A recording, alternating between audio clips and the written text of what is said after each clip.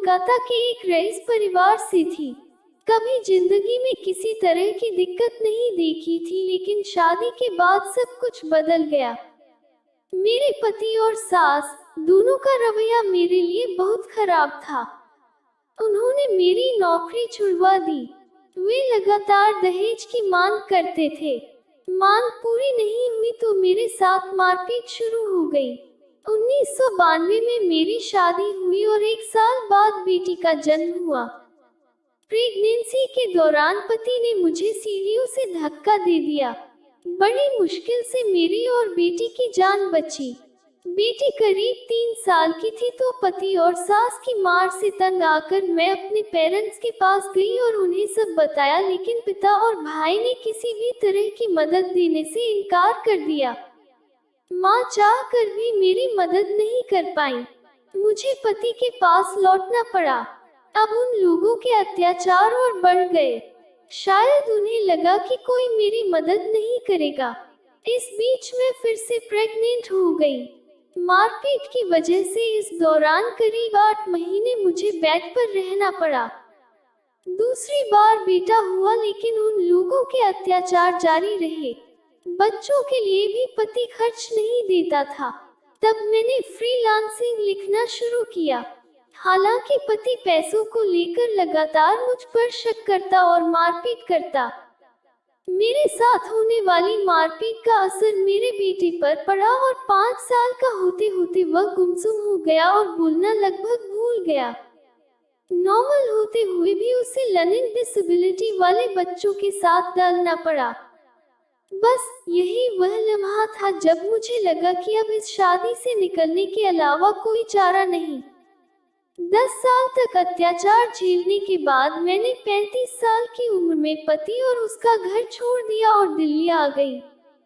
मैंने पेरेंट्स से रिक्वेस्ट की तो उन्होंने मुझे अपने दिल्ली वाले फ्लैट में रहने दिया। शुरुआती दौर में मैंने कुछ खर्चा अपने जेवर बेचकर निकाला।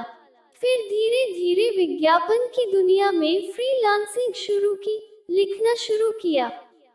धीरे धीरे मैं दिल्ली पुलिस के क्राइम अगेंस्ट वुमेन सेल से जुड़ी और वहां घरेलू हिंसा की शिकार महिलाओं की फ्री में काउंसलिंग शुरू की।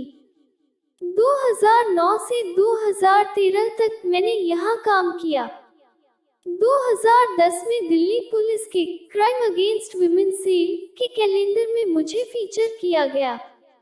अब तक मेरी कुल 13 किताबें आ चुकी हैं। हजारों महिलाओं की मैं काउंसलिंग कर चुकी हूँ। मुझे स्कूल कॉलेजों में जेंडर सेंसिटिविटी पर लेक्चर के लिए बुलाया जाता है। कॉर्पोरेट कंपनियां सेक्सुअल हैरेसमेंट मसलों पर मेरी राय लेती हैं। मेरा ट्रस्ट घरेलू हिंसा की शिकार महिलाओं को मुफ्त कानूनी सलाह और 5,000 से कम कमाने वाली महिलाओं को कानूनी मदद भी देता है। जिस वक्त मेरे साथ घरेलू हिंसा होती थी तो मैं लगातार ईश्वर से पूछती थी कि ये सब मेरे साथ ही क्यों। आज मुझे उस क्यों का जवाब मिल गया है। मुझे शायद इतने सारे काम करने थे, दूसरों की मदद करनी थी, इसलिए शायद भगवान ने मुझे उस प्रताड़ना से गुजारा। असली जीत इसी में है कि दुख से निकलकर अपने और दूसरों के लिए खुशियों के लम्हे तलाशो। सेंट स्टीफन्स कॉलेज से इंग्लिश ऑनर्स कर बेटी स्कॉलरशिप पर इंग्लैंड गई और महज 25 साल की उम्र में महिला एवं बाल विकास मंत्रालय में बतौर कंसल्टेंट काम कर रही है। बेटा भी जेंडर स्टडीज में एमए कर रहा है।